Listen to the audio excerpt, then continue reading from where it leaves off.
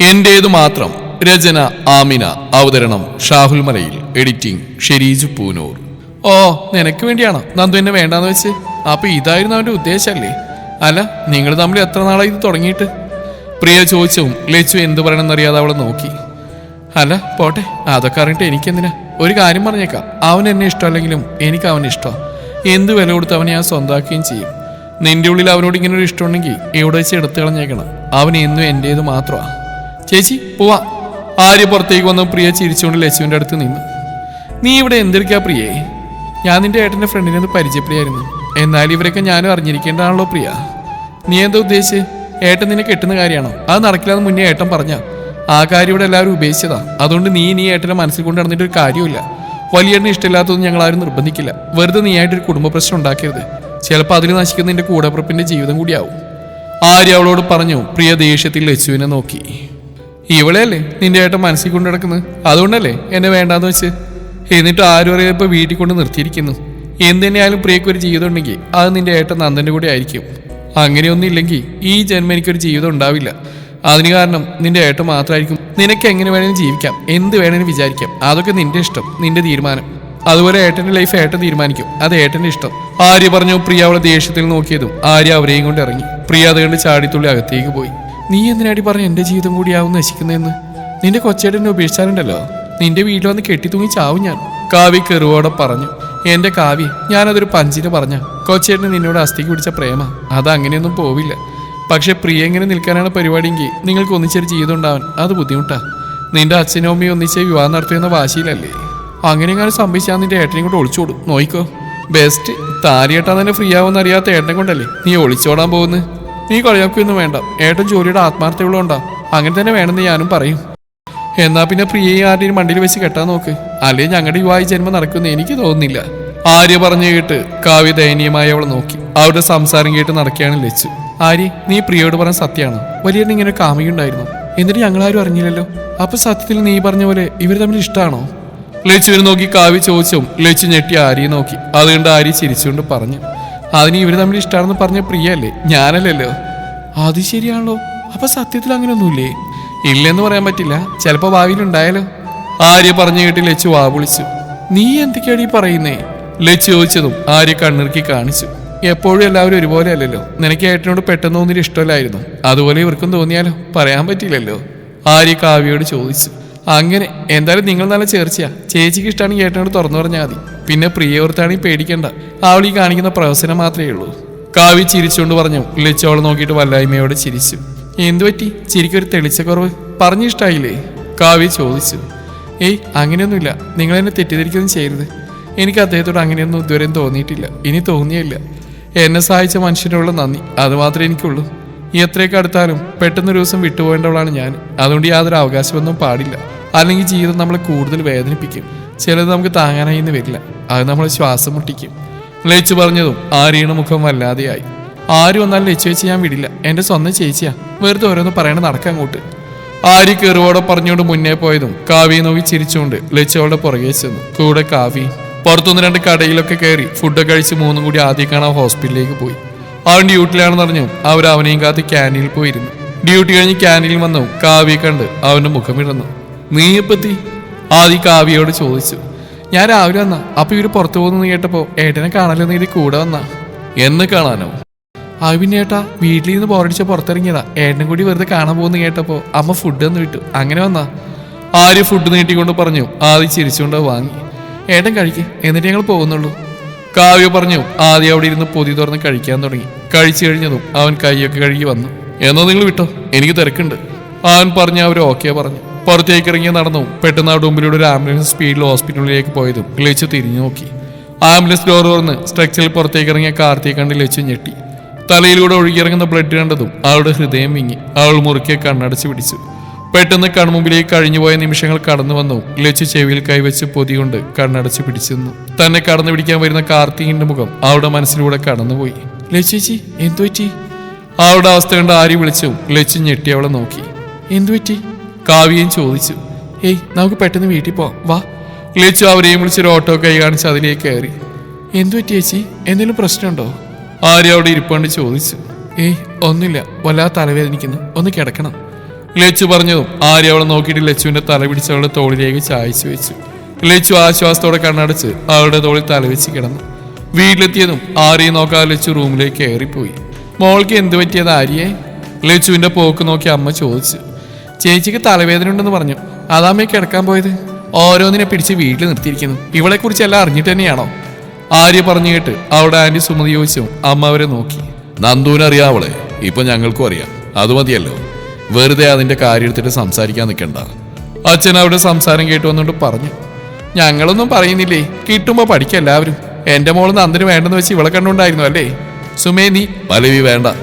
പറയാമെന്ന് അമ്മയെ തടഞ്ഞുകൊണ്ട് അച്ഛൻ പറഞ്ഞു. കാവ്യെ കിട്ടുന്ന ആദ്യമാണ്. തൽക്കാലം അവന്റെ കാര്യം മാത്രം സംസാരിച്ചാൽ മതി.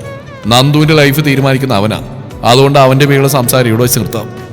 അച്ഛൻ പറഞ്ഞു. സുമതിയും പ്രിയം മുഖം ചുളിച്ചുകൊണ്ട് അവരെ നോക്കി. ഞാൻ എന്തായാലും ഇന്ന് പോവും. കാവ്യം പ്രിയ 2 ദിവസം അവിടെ നിൽക്കണമെന്ന് പറഞ്ഞാ അവിടുന്ന് വന്ന്. അതിനെന്താ, അവർക്ക് ഇത് സ്വന്തം വീട് തന്നെയാ. നീ പോയിക്കോ, അവർക്ക് ഇവിടെ ഒരു കുറവുണ്ടാവില്ല. പല്ലവി പറഞ്ഞു. സുമതി പ്രിയെ നോക്കി ചിരിച്ചു. ആനന്ദ് വന്നു. സുമതി അവന്റെ അടുത്തേക്ക് ചെന്നു. മോനെ, മക്കൾ ഇവിടെ നിൽക്കുക 2 ദിവസം. നിനക്ക് പ്രിയയെ കൊണ്ടൊരു ദോഷം ഉണ്ടാവില്ല, അത് പറയാമെന്നാ ഞാൻ. അവർ ആനന്ദിനോട് പറഞ്ഞു. അവൻ താല്പര്യമില്ലാത്ത മട്ടിലൊന്നും ചിരിച്ചു. സുമതി പ്രിയെ നോക്കി ചിരിച്ചുകൊണ്ട് യാത്ര പറഞ്ഞിറങ്ങി. നന്ദു. സുമതി പോയതും പ്രിയ ആനന്ദിനെ വിളിച്ച് അവന്റെ പുറകെ ചെന്നു. അത് കേട്ടപ്പോൾ അവൻ തിരിഞ്ഞു നോക്കി. എനിക്കറിയാം നിനക്ക് എന്നെ ഇഷ്ടമല്ലെന്ന്, ഞാൻ സമ്മതിച്ചു. പക്ഷെ നീ അറിയാൻ നിന്നെ സ്നേഹിച്ച ഹൃദയം എനിക്കുണ്ട്. എന്ത് കാരണം കൊണ്ടാണ് നീ എന്നെ വേണ്ടെന്ന് വെക്കുന്നതെന്ന് ഇന്നാ എനിക്ക് മനസ്സിലായത്. അവള് ഭാഗ്യവതിയാ. നിന്റെ ഉള്ളിൽ സ്ഥാനം നേടാൻ കഴിഞ്ഞില്ല അവൾക്ക്. പ്രിയ അവനെ നോക്കി ഒരു പുച്ഛഭാവത്തിൽ പറഞ്ഞു. പ്രിയ എന്താ പറഞ്ഞു വരുന്നത് എനിക്ക് മനസ്സിലായില്ല. നീ ഇവിടെ നിൽക്കുന്ന ആ പെണ്ണ് തമ്മിൽ ഇഷ്ടത്തിനാണെന്ന് എനിക്കറിയാം. നിങ്ങളുടെ ഇഷ്ടത്തിന് ഈ വീട്ടിലെല്ലാവരും സപ്പോർട്ടാണെന്നും അറിയാം. അതുകൊണ്ടല്ലേ അവൾ നീ ഇവിടെ കൊണ്ട് നിർത്തിയിരിക്കുന്നത്. പക്ഷെ എന്നെക്കാൾ എന്ത് പ്രത്യേകത അവളിൽ നീ കണ്ട്? ഞാൻ സുന്ദരിയല്ലേ, പിന്നെ എന്താ നിന്റെ പ്രശ്നം? പ്രിയ ചോദിച്ചതും ആനന്ദ് നെറ്റിയൊന്നും തടവിക്കൊണ്ട് പറഞ്ഞു. ഭംഗി കൊണ്ട് സ്നേഹിക്കുന്ന ഒരുപാട് പേരുണ്ടാവും. പക്ഷെ ഒരിക്കലും ഞാൻ അങ്ങനെയുള്ള ഒരാളല്ല. ചിലപ്പോൾ നിനക്ക് മറ്റൊരാളെക്കാളും ഭംഗിയുണ്ടാവും. അത് ഇന്നേ അവർ അളന്നിട്ടൊന്നുമില്ല ഞാൻ.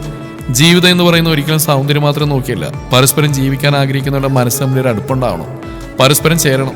പക്ഷെ നിന്നോട് എനിക്ക് ഇന്നേവർ അങ്ങനെയൊന്നും തോന്നിയിട്ടില്ല. കാരണം ഞാനും നീയും തമ്മിൽ ഒരുപാട് അന്തരമുണ്ട്. എന്റെ നേരെ ഓപ്പോസിറ്റാ നീ. ഞാൻ നിന്നിലേക്ക് മാത്രം ചുരുങ്ങുക എന്ന് പറയുന്നത് ഒരിക്കലും നടക്കാത്ത കാര്യമാണ്. കാരണം എനിക്ക് എൻ്റെതായ വ്യക്തിത്വമുണ്ട്, തീരുമാനങ്ങളുണ്ട്. അത് ആർക്കു വേണ്ടി മാറ്റാൻ ഞാൻ ഒരിക്കലല്ല. സ്വഭാവമായാലും അങ്ങനെ തന്നെയാണ്. ഞാൻ ആഗ്രഹിക്കുന്ന എൻ്റെ വീട്ടുകാർക്കൊപ്പം അവരെ കൂടി നോക്കാൻ കഴിയുന്ന എനിക്കൊപ്പം നിൽക്കുന്ന ഒരു ലൈഫ് പാർട്ണറെയാണ്. നീ ആഗ്രഹിക്കുന്ന പോലെ വിവാഹം കഴിയുമ്പോൾ മാറി താമസിക്കാനൊന്നും ഒരിക്കലും എനിക്കാവില്ല. ഇവിടാണ് എൻ്റെ ലോകം, എൻ്റെ സന്തോഷം. എൻ്റെ അമ്മയ്ക്കും അച്ഛനും ദുഃഖം ഉണ്ടാകുന്ന ഒരു കാര്യവും ഞാൻ ചെയ്യില്ല.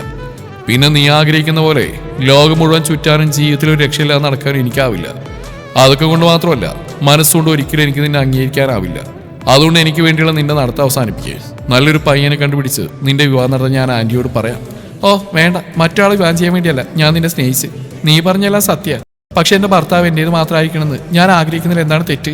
പ്രിയ, വീണ്ടും എനിക്ക് ഇതേ കാര്യം സംസാരിക്കാൻ താല്പര്യമില്ല. ഇത് ഇവിടെ വെച്ച് നിർത്താം. ആദ്യ കാവ്യെ സ്നേഹിക്കുന്നതെന്ന് കരുതി നിന്റെ വീട്ടുകാരുടെ ഇഷ്ടം നടക്കാൻ വേണ്ടി എൻ്റെ സ്വപ്നങ്ങളും ആഗ്രഹങ്ങളും കളയാൻ എനിക്കാവില്ല. എനിക്കിപ്പോൾ നിന്നോടൊരു സ്നേഹമുണ്ട്. അതൊരിക്കലും നീ ആഗ്രഹിക്കുന്ന പോലെ സ്നേഹമല്ല. അതുകൂടി നീ ഇല്ലാണ്ടാക്കരുത് പ്ലീസ്. ഇതൊക്കെ അവൾക്ക് വേണ്ടിയല്ല പറയുന്നത്. നിങ്ങൾ തമ്മിൽ ഇഷ്ടം മുന്നേ അറിഞ്ഞിരുന്നെങ്കിൽ ഒരിക്കലും ഞാൻ ശരിയായിട്ട് വരില്ലായിരുന്നു. പക്ഷെ ഞാൻ സ്നേഹിച്ചു പോയി. മറക്കണമെന്ന് പറഞ്ഞാൽ എനിക്ക് സാധ്യമല്ല. എൻ്റെ ജീവിതത്തിൽ നീയല്ലാതെ മറ്റൊരാളുണ്ടാവില്ല. ഒരു വിവാഹം അത് നിന്നോടൊപ്പം അല്ല പ്രിയക്കുണ്ടാവില്ല. ഞാൻ പറയാനുള്ളത് പറഞ്ഞു കഴിഞ്ഞു. ഇനി യാഥാർത്ഥ്യം മനസ്സിലാക്കി പെരുമാറേണ്ടത് നീയാ. പിന്നെ ലച്ചുവും ഞാനുമായിട്ട് നീ കരുതുന്ന പോലെ റിലേഷനും ഇല്ല. എന്ന് കരുതി എൻ്റെ ലൈഫിൽ ഒരു ഫ്രണ്ടായിട്ടല്ലാതെ നിനക്കൊരു സ്ഥാനം ഉണ്ടാവില്ല. അത് പറഞ്ഞ് ആനന്ദ് പോയതും പ്രിയ നിറഞ്ഞ കണ്ണുകൾ തുടച്ചു മാറ്റി. ഏട്ടൻ പലവട്ടം നിന്നോട് പറഞ്ഞല്ലേ നിന്നെ സ്നേഹിക്കാനാവില്ലെന്ന്. സ്നേഹം പിടിച്ചു വാങ്ങേണ്ടതല്ല പ്രിയ. ഇനി ഏട്ടൻ്റെ പുറകെടന്ന നിനക്ക് കരയാനേ നേരെ ഉണ്ടാവും. അവരുടെ സംസാരം കേട്ടുകൊണ്ടെന്ന കാവ്യ പറഞ്ഞു. ആദ്യം മറക്കണം നിന്നോട് പറഞ്ഞാൽ നിനക്കാവൂ. അതിനു മുന്നേ ഞാൻ ഉള്ളിൽ കൊണ്ടു നടന്ന നന്ദുവിനെ അങ്ങനെ മറക്കാനോ വിട്ടുകൊടുക്കാനോ എനിക്കാവില്ല. നന്ദുവിന് വേണ്ടി ഞാനിപ്പോൾ ഒരുപാട് മാറി കാവ്യ. പഴയ വാശിയൊന്നും എനിക്കില്ല. എന്നെ അംഗീകരിച്ചാൽ മാത്രം മതി. അതിനുവേണ്ടി എത്ര നാൾ കാത്തിരിക്കാൻ ഞാൻ ഒരുക്കാം. ഏട്ടന് നിന്നെ സ്നേഹിക്കാനാവില്ലടാ. പുറകെ നടന്നാലും നിന്റെ ജീവിതമേ നഷ്ടമാവുള്ളൂ. ഒരിക്കലും മറ്റൊരാളുടെ ലൈഫിൽ നമ്മളൊരു ബാധ്യതയാവാൻ പാടില്ല. ഇനി ചിന്തിക്കേണ്ടോ മാറേണ്ടോ നിന്റെ മനസ്സാ. അമ്മ ഇവിടെ നിന്നെ നിർത്തി എന്തിനാണെന്ന് എനിക്കറിയാം. ഏട്ടനെ സ്നേഹം നേടാൻ വേണ്ടി എന്തെങ്കിലും കാണിക്കാനാണെങ്കിൽ അത് ഏട്ടൻ നിന്നെ വെറുക്കാനേ കാരണമാവും. അത്രയും പറഞ്ഞുകൊണ്ട് കാവ്യ അകത്തേക്ക് കയറി. മറക്കാനാവില്ല എനിക്ക്. എന്ത് സഹിക്കേണ്ടി വന്നാലും അവസാനം വരെ വിട്ടുകളയാനാവില്ല എനിക്ക്. നന്ദുവിനെ എങ്ങനെ നേടണമെന്ന് എനിക്കറിയാം. സ്വയം പറഞ്ഞുകൊണ്ട് അവൾ അകത്തേക്ക് നടന്നു. അമ്മേ, ലച്ചുവിടെ? ഹാളിലിരിക്കുന്ന ആരിക്കും കാവ്യക്കൊപ്പം ലച്ചുവിനെ കാണാതെ അകത്തേക്ക് വന്ന് ആനന്ദ് ചോദിച്ചു. പുറത്തു പോയിട്ട് വന്നപ്പോൾ തൊട്ട് തലവേദന എന്ന് പറഞ്ഞ് കിടന്നതാ. ഫുഡ് കഴിക്കാൻ വിളിച്ചിട്ട് പോലും താഴേക്ക് വന്നില്ല. അതെന്തു പറ്റി? അറിയില്ല വലിയേട്ടാ, ഏട്ടൻ പോയി നോക്ക്. ആര്യ പറഞ്ഞു. അവനവിടെ റൂമിലേക്ക് നടന്നു. അത് കേട്ട് വന്ന പ്രിയാവും പോകുന്നുണ്ട്. ദേഷ്യവും സങ്കടവും ഉള്ളിൽ കടിച്ചമർത്തി കാവ്യയുടെ അടുത്ത് ചെന്നിരുന്നു. ഇനി ഒരിക്കലും നിനക്ക് എന്നിൽ നിന്ന് രക്ഷപ്പെടൽ സാധ്യമല്ല. നിന്റെ അച്ഛന് ജീവനോടെ വേണമെങ്കിൽ ഇന്ന് എനിക്ക് മുമ്പിൽ കഴുത്ത് നീട്ടിയാൽ മതിയാവും. കാർത്തിക അത് പറഞ്ഞ അവിടെ കഴുത്തിലേക്ക് ബലമായി താലി ചാർത്താനായി കൈ നീട്ടി. ഇല്ല! ഒരു നിലവിളിയോടെ ലച്ചു ഉറക്കത്തിൽ നിന്ന് ചാടി എഴുന്നേറ്റു. കുറച്ചു മുമ്പ് കണ്ട സ്വപ്നമോർത്ത് അവൾ ചെവിയിൽ കൈകൊണ്ട് പൊത്തിപ്പിടിച്ചു. ഇല്ല, ഞാൻ ജീവനോട് എളുപ്പം സമ്മതിക്കില്ല. നീ നീ എന്തിനാ എന്നെ ചതിച്ച്? നിന്നെ ജീവനായി സ്നേഹിച്ചിട്ടല്ലേ ഉള്ളൂ ഞാൻ. എന്റെ സ്നേഹത്തിലൊരു ചതി പോലും ഇല്ലായിരുന്നു. എന്നിട്ടും നീ... ലച്ചു കരഞ്ഞുകൊണ്ട് ആരോടുന്നില്ല പറയുന്ന കേട്ടതും ആനന്ദ് ഒന്നും മനസ്സിലാതെ അവളുടെ അടുത്ത് ചെന്നിരുന്നു. ലച്ചു, എന്തുപറ്റി? അവളുടെ അവസ്ഥ കണ്ട് ആനന്ദി ചോദിച്ചവും അവളവനെ മുറുകെ കെട്ടിപ്പിടിച്ചവും അവൾ ഞെട്ടി പുറകിലേക്ക് ആഞ്ഞു. അവളുടെ ഏങ്ങലടികൾ ഉയർന്നവും ആനന്ദ് ഒരു കൈ കൊണ്ട് അവളെ ചേർത്ത് പിടിച്ചു. ഞാൻ സ്നേഹിച്ചത് അവനെ, എന്നെ ചതിച്ചു. ദുഷ്ടനാവൻ, ദുഷ്ടൻ. ഒരിക്കലും ഞാൻ വിചാരിച്ചില്ല അവൻ എന്നോട് ഇങ്ങനെ ഒരു ചതി ചെയ്യുന്നു. എൻ്റെ അച്ഛൻ, അമ്മ എല്ലാം നഷ്ടമായി. അവൻ നഷ്ടമാക്കി. അവൾ കരഞ്ഞുകൊണ്ട് പറഞ്ഞതും ആനന്ദ് ഒന്നും മനസ്സിലാവാതെ അവളെ നോക്കി. ലച്ചു, എന്താ ഇത്? ആരെക്കുറിച്ചാ നീ എന്തൊക്കെയാ ഈ പറയുന്നത്? എന്നെ പറഞ്ഞു വിടല്ലേ പ്ലീസ്. അവൻ എൻ്റെ ജീവിതം ഇല്ലാണ്ടാക്കും, എന്നെ കൊല്ലും. വൃത്തിയായിട്ടവൻ വീടില്ലേ എന്നെ അവൻ്റെ കൂടെ. അവൾ വീണ്ടും പറയുന്ന കേട്ടതും അവൻ അവളുടെ മുഖത്തേക്ക് നോക്കി. പാതി മയക്കത്തിൽ എന്തൊക്കെയോ പറയുന്നവളെ കണ്ടതും അവൻ അവളെ ബെഡിലേക്ക് കിടത്തി. അപ്പോഴും എന്തൊക്കെയോ പിറുവിറുക്കുന്നുണ്ടായിരുന്നു അവൾ. അവൻ അവളെ ഒന്ന് നോക്കിയ ശേഷം പുതപ്പ് മൂടി ഒന്നുകൂടി നോക്കിയ ശേഷം പുറത്തിറങ്ങി അവന്റെ റൂമിലേക്ക് ചെന്നു. എന്തൊക്കെയോ പ്രശ്നങ്ങൾ അവൾക്ക് ചുറ്റുമുണ്ട്. ഓർമ്മ വന്നിട്ടുണ്ടാവണം. അതാ ഉള്ളിലെ ഓർമ്മ അബോധാവസ്ഥയിൽ അവൾ വിളിച്ചു പറഞ്ഞത്. സ്വയം ആലോചിച്ചുകൊണ്ടിരുന്നു ഫോൺ റിങ് ചെയ്യുന്നുണ്ടാവും. ഫോൺ എടുത്തു. ആദി, പറയടാ. എടാ, ഞാനൊരു അത്യാവശ്യകരമാരെ വിളിച്ചത്. അന്ന് ലച്ചുവിനെ തിരക്കി വന്നമാർ രണ്ടും ഇന്നിവിടെ പരിക്ക് പറ്റി വന്നിട്ടുണ്ട്. ബാറിൽ എവിടെ എന്തോ പ്രശ്നമാണ്. അമ്മാരവിടെ ഉണ്ടോ? ഉണ്ട്. കാർത്തിക് എന്ന് പറയുന്നവനെ ഇവിടെ 2 ദിവസം അഡ്മിറ്റ് ആക്കി. മറ്റവന് കുഴപ്പമൊന്നുമില്ല. നീ ഒരു കാര്യം ചെയ്യും, അവന് ഡീറ്റെയിൽസ് എടുത്ത് വെച്ചോ. ഞാൻ നാളെ ഇവിടേക്ക് വരാം. അവനെ പറ്റിയൊന്നും തിരക്കാം. എന്തെങ്കിലും അറിയാൻ പറ്റിയേക്കും. അതോർത്ത് നീ ടെൻഷൻ ആവേണ്ട. അവന്റെ ഡീറ്റെയിൽസ് കോപ്പി ഞാൻ എടുത്തു വെച്ചിട്ടുണ്ട്. നാളെ വന്നാൽ മതി, തന്നേക്കാം. ഓക്കെ. അവിടെ വേറെ ആരെങ്കിലും ഉണ്ടോ അവൻ്റെ കൂടെ? ഒരു സ്ത്രീ ഒരു പുരുഷനും ഉണ്ട്. കണ്ടിട്ട് അച്ഛനമ്മയാണെന്നാണ് തോന്നുന്നത്. അവരത്ര പന്തിയായിട്ട് എനിക്ക് തോന്നിയില്ല. അതെന്തെങ്കിലും ആവട്ടെ. എന്തായാലും അവനെ കുറിച്ച് ഉടനെ എന്തെങ്കിലും കണ്ടുപിടിക്കണം. പിന്നെ ഇവിടെ നിന്റെ പെണ്ണ് വന്നിട്ടുണ്ട് കേട്ടോ. ആനന്ദി ചിരിച്ചുകൊണ്ട് പറഞ്ഞു. ഞാൻ അറിഞ്ഞണം, അവർ നിന്നെ കാണാമെന്ന്. ലച്ചുണ്ടായിരുന്നു. എനിക്ക് ഫുഡൊക്കെ തന്നിട്ടാ പോയത്. ആദ്യം പറഞ്ഞു. ആനന്ദ് എന്തോർത്തുന്ന പോലെ ചോദിച്ചു. എടാ, ഈ പറഞ്ഞ കാർത്തികിനെ എപ്പോഴാണ് ഹോസ്പിറ്റൽ കൊണ്ടുവന്ന്? അത് പിന്നെ ഒരു ഉച്ചയായി കാണും. ആയിരിക്കും അവിടെ വന്നിട്ട് പോയത് എപ്പോഴാ? അവരും ആ സമയത്ത് തന്നെ ഇട പോയത്. എന്താ, എന്തെങ്കിലും പ്രശ്നമുണ്ടോ? ഏയ്, ഒന്നുമില്ലടാ, വെറുതെ വെച്ചാ. എന്നാ പിന്നെ നീ വെച്ചോ, രാവിലെ ഞാൻ വന്നേക്കാം. ആനന്ദ് അതും പറഞ്ഞ് ഫോൺ വെച്ചു. ലച്ചു അവനെ ഹോസ്പിറ്റലിൽ വെച്ച് കണ്ടിട്ടുണ്ടാണോ? അതോ ഇപ്പൊ ഈ അവസ്ഥ കാരണം അവനായിട്ട് ഇവൾക്ക് എന്താണ് ബന്ധം? അങ്ങനെയാണെങ്കിൽ അവൾക്കെല്ലാം ഓർമ്മയുണ്ടാവണമല്ലോ. പിന്നെ എന്തിനാ ഞങ്ങളുടെ മുമ്പിൽ അവൾ അഭിനയിക്കുന്നത്? ഇനി ഇവളും അങ്ങനെ വരാൻ വഴിയില്ല. കണ്ടെടുത്തോളം അവളൊരു പാവാണ്. പിന്നെ എന്തിനാ ഞങ്ങൾക്ക് മുമ്പിൽ ഓർമ്മയില്ലാത്ത പോലെ അഭിനയിക്കുന്നത്? ആനന്ദ് മനസ്സിലാലോചിച്ചുകൊണ്ട് ടവലെടുത്ത് ബാത്റൂമിലേക്ക് കയറി. ഷവറിന് താഴെ നിൽക്കുമ്പോഴും അവന്റെ ചിന്ത അവളെ ചുറ്റിപ്പറ്റിയായിരുന്നു. അവൻ മനസ്സിൽ എന്തൊക്കെയോ ഉറപ്പിച്ച് ഫ്രഷായി ഇറങ്ങി. ഫുഡ് കഴിക്കാൻ ചെന്നും അവളൊഴികെ എല്ലാവരും ഉണ്ടായിരുന്നു. അമ്മേ, ഞാൻ പോയി ചേച്ചി വിളിച്ചിട്ട് വരാം. അതും പറഞ്ഞ് ആര്യ അവൾ വിളിക്കാൻ പോകാൻ പോയതും ആനന്ദ് പറഞ്ഞു. വേണ്ട ആര്യ, ആള് വിളിക്കണ്ട. എന്തോ സുഖമില്ലാന്ന് തോന്നുന്നു അവൾക്ക്. കിടന്നോട്ടെ. റൂമിൽ ഫുഡ് കൊണ്ട് വെച്ചാൽ മതി. എഴുന്നേൽക്കുമ്പോൾ കഴിച്ചോളൂ. അവൻ പറഞ്ഞ അമ്മയാരെയും പരസ്പരം നോക്കി. അച്ഛൻ അത് കേട്ട് ചിരിച്ചുകൊണ്ട് കഴിക്കാൻ തുടങ്ങി. പ്രിയയുടെ മുഖം ദേഷ്യം കൊണ്ട് ചുവന്നിട്ടുണ്ട്.